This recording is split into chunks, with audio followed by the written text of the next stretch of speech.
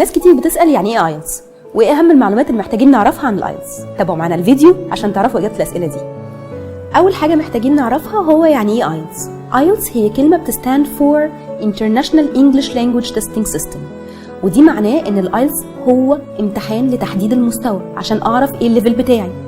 امتحان تحديد مستوى زي اي امتحان تحديد مستوى ممكن اخده في اي مكان. طب ليه الايلتس سو سبيشال؟ الايلتس سبيشال عشان حاجه مهمه جدا. الامتحان ده معمول من خبراء جامعه كامبريدج، وده معناه ان هو امتحان قوي وموثوق فيه. عشان كده اغلب السفارات والجامعات بتقبله كامتحان تحديد مستوى او كدليل على المستوى بتاعي.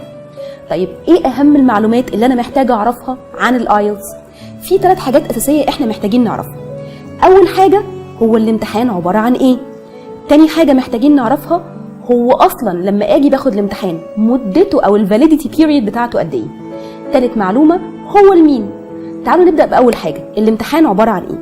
الامتحان عباره عن سكيلز تيست، يعني هو مش بيمتحنك في جرامر، مش بيمتحنك في فوكابيلاري بشكل مباشر، هو بيتست ده within your skills اللي هم الفور سكيلز بتوعنا: speaking, listening, writing and reading.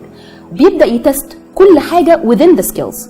يبقى الامتحان بتاعي ما بيبقاش فيه سؤال جرامر واضح ولا فيه سؤال فوكابيلاري واضح، بس بتقيم عليه. دي اول حاجه محتاجين نعرفها.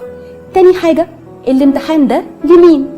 اي حد محتاج يقدم على جامعه بره مصر وبعض الجامعات جوه مصر، او اي حد محتاج يسافر او يهاجر بيطلب منه دليل على الليفل بتاعه، بيحتاج الايلتس تيست. طب تالت حاجه، هل انا بدخل الامتحان ده مره واحده في حياتي؟ هل هو ليه فاليديتي بيريد؟ ليه مده صلاحيه؟ الايلتس مده صلاحيته 2 سنين، يعني انا بعد 2 سنين محتاج ادخل التست مره كمان، لان هو الفاليديتي بيريد بتاعته هم 2 سنين وبس. دي اهم المعلومات اللي احنا كنا محتاجين نعرفها عن الايلتس. استنونا الفيديو الجاي مع كونسبت عشان نعرف اكتر عن الايلتس.